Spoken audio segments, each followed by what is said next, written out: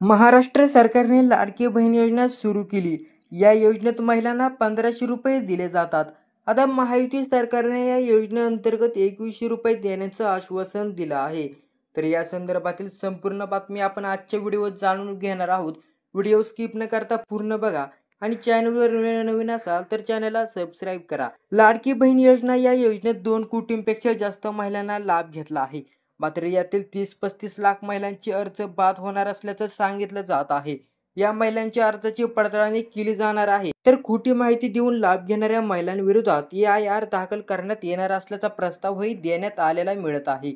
लाडकी बहीण योजनेअंतर्गत सर्वसमावेशक पडताळणी मोहिमेचा एक भाग म्हणून राज्याच्या महिला व बाल विकास विभागाचे अधिकारी सादर केलेल्या कागदपत्रांची उलट तपासणी करतील, लाभार्थ्यांच्या घरांची भेट देतील आणि संपूर्ण डेटा मॅचिंग करतील.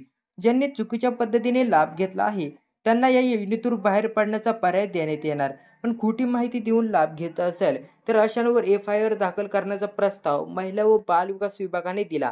ही पडताळणी मोहीम महाराष्ट्रातील प्रत्येक जिल्ह्यात राबवण्यात येईल. जिल्हा आणि विभागीय स्तरावर पडताळणी केली जाईल, असे विभागाच्या वरिष्ठ अधिकाऱ्यांनी सांगितले.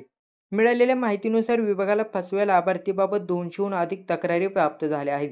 ज्यानंतर राज्यात मंजूर झालेल्या एकूण 2.5 कोटी अर्जापैकी 1% 2.5 लाख अर्जाची तपासणी करण्याचा निर्णय घेण्यात आला.